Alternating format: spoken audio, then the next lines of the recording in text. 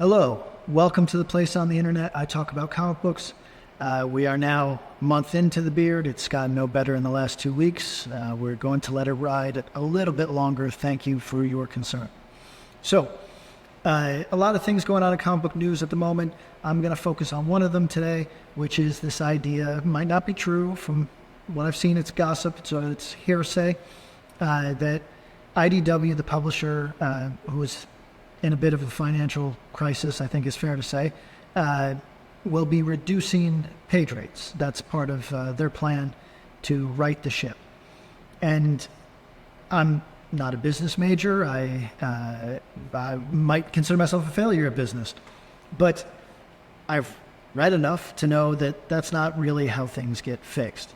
You can do your best to reduce costs if you're tight, that's true, but reducing the quality of your product is a spiral, and you almost never get out of it, right? So I don't know, I assume they know more about business than I do, and I assume that there must be some plan that I'm not privy to, such as, hey, can we put this thing on life support and sell it for parts maybe to someone who cares?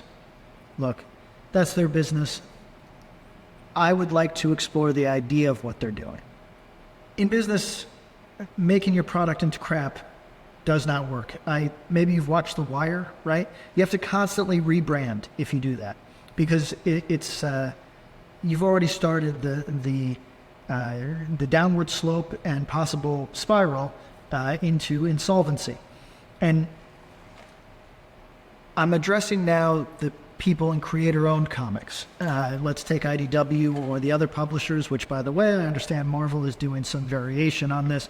Let's take the other publishers out of it and look at ourselves and each other, the people that make real work for real readers.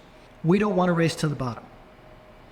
Let the publishers with VC money, let the publishers that have to answer to shareholders, let them have to make explanations at their quarterly, right? But for us, our fate is in our hands, and let's make good product, right? Let's make books that we are proud of. And to that end, I just wanted to do a bit of a vibe check and see, should a down market cause you to spend less on your projects? Well, inevitably they have to do that, right? If you're not going to make as much money, it makes it very difficult to spend what you would when things are really booming. However, you have to know the limit, both of yourself and what you can take pride in, and also what the reader will put up with. Because if you drop it too low, there's no coming back. It's just now your damaged goods, your bad product, they're not interested. The second it dips below a certain threshold, it's over for you. So how are we going to fight our way out of a market downturn? How are we going to fight our way out of what feels like a bad vibe right now and a bad moment? It's not going to be by pinching pennies. Now, for a lot of us, I understand that makes it hard, and it basically is going to make us hobbyists for a little while. But I want you to push past your need to make all of your money on one thing. I do comic books, anybody's idea of full-time, really, but I also have 2 jobs. Now, maybe you're watching this going, oh, but isn't that a failure? Shouldn't you? No, that's called being a small businessman. That's what that's called. Get it out of your head. Whatever art school taught you, just get it out of your head that people who have a dream and an ambition don't also work other jobs to finance that dream or ambition, or to just keep food on the table. They most certainly do, right? I know successful people who are learning to code and program in their free time, just in case, just for extra money, just whatever. But it's the same thing with guys who own side businesses. You got to get it out of your head that it's, hey, this is my only pathway forward, and it's only by doing it as my sole business. You see this in music. Guys who, despite the fact that their band is not making enough money to live off of, they don't want the perception of being smaller than they would like to appear. So they'll starve. They'll go without. They'll live on credit instead of getting a job when you're home and then also making money on tour. Now you have two incomes. Now you're a functioning adult. But we are not going to make very much money the next few years, is my speculation. I hope I'm wrong. But you have to look at it as if you're running a business. Sometimes you take losses to get gains in the future, right? And we have to keep up the quality of the work.